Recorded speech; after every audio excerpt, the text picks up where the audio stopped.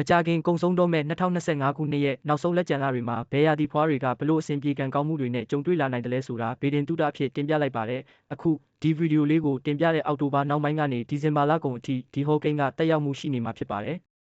လက်ရှိအောက်တိုဘာလနောက်ပိုင်းကနေဒီဇင်ဘာလကုန်အထိဒိဋ္ဌာရာသီဖွားတူရာသီဖွားမိတ္တရာသီဖွားတနုရာသီဖွားနဲ့ကရကတ်ရာသီဖွားတွေဟာတခြားရာသီခွင်တွေထက်ကန်စာရာပုံမကောင်းမွန်တဲ့အနေအထားမှာရှိနေပါတယ်ကရကတ်ရာသီဖွားတူရာသီဖွားနဲ့ဒိဋ္ဌာရာသီဖွားတွေကအောက်တိုဘာနဲ့နိုဝင်ဘာလပိုင်းတွေမှာကံကောင်းတက်ပြီးမိတ္တရာသီဖွားနဲ့တနုရာသီဖွားတွေကတော့နိုဝင်ဘာကနေဒီဇင်ဘာအတွင်းကန်စာရာအားကောင်းလာနိုင်ပါတယ်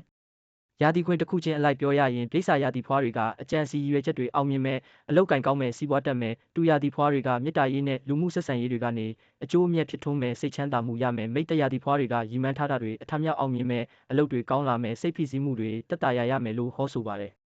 တနုရာသီဖွားတွေကတော့လှုပ်ချင်တာတွေလှုပ်ခွင့်ရမယ်ခီးတွေတွားခွင့်ရမယ်ပညာရေးကိစ္စအောင်မြင်မယ်ကရကက်ရာသီဖွားတွေကအလောက်ကင်နဲ့မိသားစုဘဝမှာတည်ငြိမ်တိုးတက်မှုရလာမယ်အဆက်အသွယ်ကောင်းတွေပေါ်လာမယ်လို့ဟောဆိုနိုင်ပါတယ်နှစ်တကူပြောင်းမှုတရွေ့ရွေ့နီးကပ်လာချိန်မှာ12ရာသီဖွားအားလုံးဘေးရန်ကင်းကွာပြီးကိုယ်စိတ်နှစ်ဖြာကျန်းမာချမ်းသာကြပါစေလို့ဆုတောင်းမေတ္တာပို့သလိုက်ပါတယ်